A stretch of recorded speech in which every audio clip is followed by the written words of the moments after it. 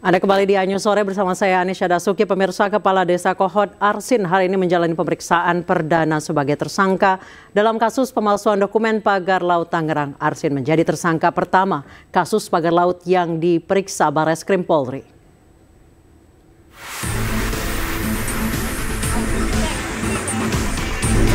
Kepala Desa Kohot Arsin, tersangka kasus pemalsuan dokumen sertifikat pagar laut Tangerang, tiba di gedung Bareskrim Polri Jakarta Selatan Senin siang.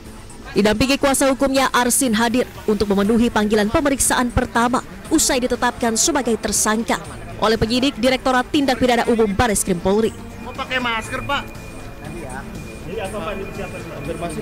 Namun saat ditanya oleh awak media perihal kasus yang menjeratnya, Arsin tak bergeming dan enggan berkomentar sepatah kata pun. Wakil aja ya.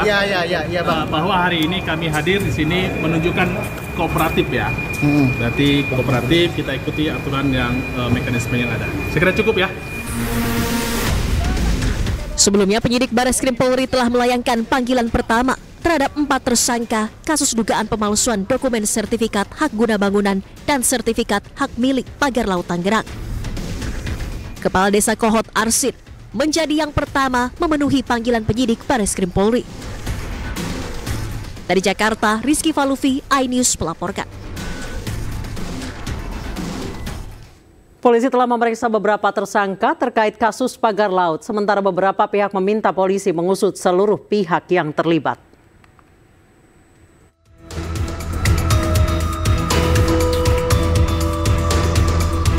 Selain Kepala Desa Kohot, Arsin bin Asik, polisi juga menetapkan 3 orang perangkat desa Kohot yang diduga terlibat atas penerbitan SHGB yang tidak sesuai aturan.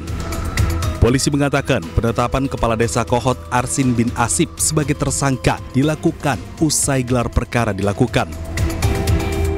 Kades Desa Kohot dan 3 tersangka lainnya terbukti terlibat melakukan pemalsuan surat permohonan hak atas tanah. Praktik pemalsuan tersebut dilakukan sejak Desember 2023 hingga November 2024. Saudara A selaku Kades Kohot, Saudara UK selaku Sekdes Kohot, Saudara SP selaku penerima kuasa, dan Saudara CE selaku penerima kuasa telah kita sepakat kita tetapkan sebagai tersangka. Meski saat ini seluruh pagar laut di Tangerang dan Bekasi telah dicabut, namun upaya penegakan hukum tetap berjalan. Masyarakat anti korupsi melaporkan dugaan korupsi pagar laut ke Kejaksaan Agung. Maki membawa sejumlah alat bukti mulai dari dokumen, akta jual beli yang diduga palsu, hingga mencatat nama Menteri Agraria dan Tata Ruang sebagai saksi. Hal ini dilakukan dengan harapan kasus pagar laut bisa diungkap secara tuntas. Sebelumnya, kemunculan pagar laut sepanjang 30,16 km di perairan Tangerang, Banten berbuntut dipecatnya sejumlah pejabat pertanahan di Tangerang, Banten. Belakangan terungkap, pagar laut ini ternyata memiliki sertifikat hak guna bangunan dan sertifikat hak milik sebanyak 263, namun penerbitannya cacat aturan. Tim Liputan iNews melaporkan.